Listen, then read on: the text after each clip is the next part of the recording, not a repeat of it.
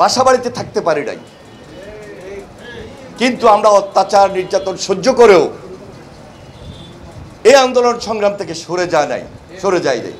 আমরা আন্দোলন সংগ্রামে ছিলাম, বীর দর্পে ছিলাম, খালেদা জিয়ার নেতৃত্বে ছিলাম, তারেক রহমানের নেতৃত্বে ছিলাম। তারেক রহমান দেশের বাইরে, তিনি আমাদেরকে শুধু একত্রিত করেন নাই, দেশবাসীকে এই আন্দোলন করার জন্য একত্রিত করেছেন।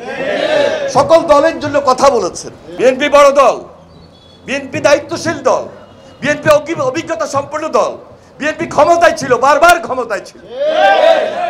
আমরা বিএনপি দেশে বসে এর প্রতিবাদ করি নাই, আন্দোলন তো আমরা সবাই মিলে করেছি। আমরা শুধু জুলাই আন্দোলনেই শরিক ছিলাম না, গত 15-16 বছর আমাদের ত্যাগ শিকার, আমাদের কষ্ট, আমাদের শ্রম, আমাদের ঘাম আমাদের পাশ থেকে শহীদ হয়েছে, গুমের শিকার হয়েছে, খুন হয়েছে। আমরা অত্যাচারিত, নির্যাতিত, জেলে ছিলাম, মামলা খেয়ে আমরা বাসাবাড়িতে থাকতে পারি নাই,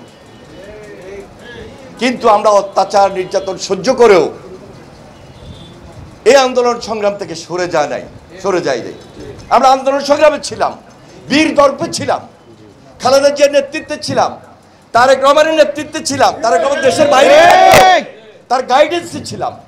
এই তারেক রহমান, তিনি আমাদেরকে শুধু একত্রিত করেন নাই, দেশবাসীকে এই আন্দোলন করার জন্য একত্রিত করেছেন। সকল দলের জন্য কথা বলেছেন। কোন প্রেক্ষাপটে তারেক রহমান দেশের বাইরে আছেন এটা তো নতুন করে বলার কোনো প্রয়োজন নাই।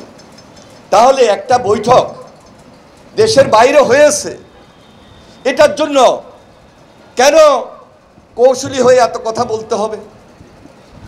কারণ আমরা তো আন্দোলনটা করেছি একটা টার্গেটে পৌঁছার জন্য। সবাই মিলে আন্দোলন করেছি, সবাই মিলে আন্দোলন করেছে ফ্যাসিস্টের বিরুদ্ধে, হাসিনার বিরুদ্ধে, সুন্দর বাংলাদেশ গড়ার জন্য, আগামীর বাংলাদেশটাকে নতুনভাবে নির্মাণ করার জন্য। তাহলে আজকে এই যে জামাতের আমির সাহেব, একসঙ্গে জেলে ছিলাম, ডাক্তার শফিকুর রহমান, একসঙ্গে জেলখানায় ছিলাম কাশিমপুরে দীর্ঘদিন। আমরা তার সঙ্গে সার্বক্ষণিক কথাবার্তা বলেছি, আন্দোলন সংগ্রামের কথা বলেছি, জেলখানায় একসঙ্গে খেয়েছি, একসঙ্গে নামাজ পড়েছি। 28 তারিখে আমরা সবাই জেলে ছিলাম। 28 তারিখে আপনারা অনেকেই মাঠে ছিলেন। এই 28 তারিখে আমরা জেলখানায় বসে আমরা ওইখানে প্রতিনিয়ত প্রেক্ষাপটগুলো দেখেছি, কার ভূমিকা কি ছিল। তাহলে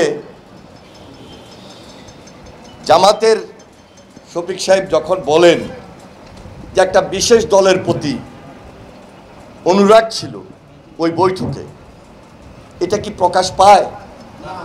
কারণ জামাতের নেতৃবৃন্দের সঙ্গে কম করে 10 বার বসেছেন, জামাতের নেতৃবৃন্দের সঙ্গে কয়েকবার আলোচনা করেছেন,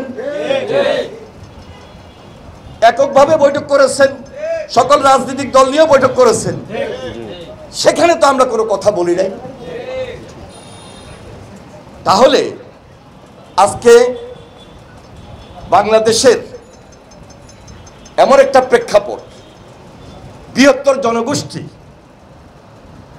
বাংলাদেশের মানুষ, বাংলাদেশের গণতন্ত্র, এই বাংলাদেশে 5 তারিখের পর সংস্কার, বিচার, নির্বাচন সবকিছুর সঙ্গেই বৈঠক যেমন জড়িত, দেশের বাইরে যেমন বৈঠক গুরুত্বপূর্ণ ছিল, দেশের ভিতরেও বৈঠক গুরুত্বপূর্ণ ছিল। সেই বৈঠকটি তো তারেক রহমান থাকতে পারেন নাই। তারেক রহমান যদি দেশে থাকতেন তাহলে দেশেই তো তারেক রহমানের সঙ্গে বৈঠক হতো। আমরা অপেক্ষা করছি তারেক রহমান আসবেন ইনশাআল্লাহ। বিএনপি বড় দল, বিএনপি দায়িত্বশীল দল, বিএনপি অভিজ্ঞতা সম্পন্ন দল, বিএনপি ক্ষমতায় ছিল, বারবার ক্ষমতায় ছিল। কালকে যদি এদেশে ভোট হয়, একটা জনগণের সরকার প্রতিষ্ঠিত হবে। আমরা তো দায়িত্ব নিয়ে কথাও বলতে পারি, সেই জনগণের সরকারের নেতৃত্ব দিবেন বাংলাদেশ জাতীয়তাবাদী দল। এই ব্যাপারে কোনো সন্দেহ বাংলাদেশের মানুষ দেখে না। তবে দেখেন, আমরা বলেছি এক ব্যক্তির শাসন, একদলীয় শাসন আমরা করতে চাই না। 2014-তে আমরা নির্বাচন দেখেছি, 2018-তে আমরা নির্বাচন দেখেছি। এক দলের নির্বাচন কি হতে পারে, এক ব্যক্তির শাসন কি হতে পারে, যার কারণে তারেক রহমান 2018-র পর থেকে আপনারা লক্ষ্য করেছেন 31 দফা ঘোষণা করেছেন যে আমরা এই দেশে কোনো সুযোগ পেলেও আমরা জাতীয় ঐক্যমত্যের সরকার গঠন করব, সবাইকে নিয়ে, বিশেষ করে যারা ফ্যাসিবাদ বিরোধী আন্দোলন আমরা একসঙ্গে ছিলাম। তিনি তার উদারতার কথা বলেছেন, তিনি তার বৃহত্তর বাংলাদেশের রাজনীতির কথা বলেছেন, গণতন্ত্রের ভিতকে শক্তিশালী করা যায় এমন কথাগুলো বলেছেন। তাহলে আজকে এই বৈঠকে কেউ কেউ দ্বিমত পোষণ করবেন, এটা আমি মনে করি গণতন্ত্রের জন্য শোভা পায় না, এটা হয় না, এটা চলে না। তাই এখনো সময় আছে। আমি মনে করি গণতন্ত্রের স্বার্থে, বৃহত্তর স্বার্থে, ক্ষুদ্র স্বার্থকে ত্যাগ করে বৃহত্তর স্বার্থের জন্য সবাইকে এক মঞ্চে, সবাইকে একটা প্রেক্ষাপটে, একটা অবস্থানে, একটা ঐক্যে, শুধু ঐক্যের ভিত্তিতে আমাদেরকে চলা উচিত। এবং সেই ঐক্য আমি মনে করি বাংলাদেশ জাতীয়তাবাদী দল, বাংলাদেশ জাতীয়তাবাদী দলের ভারপ্রাপ্ত চেয়ারম্যান জনাব তারেক রহমান, বাংলাদেশ জাতীয়তাবাদী দলের চেয়ারপারসন দেশনেত্রী বেগম খালেদা জিয়ার নেতৃত্বেই সম্ভব। তারা করেছেন, তাদের রাজনীতির মধ্যে সে আহ্বান আছে, আমরা এই আহ্বানকে শ্রদ্ধা জানাতে চাই।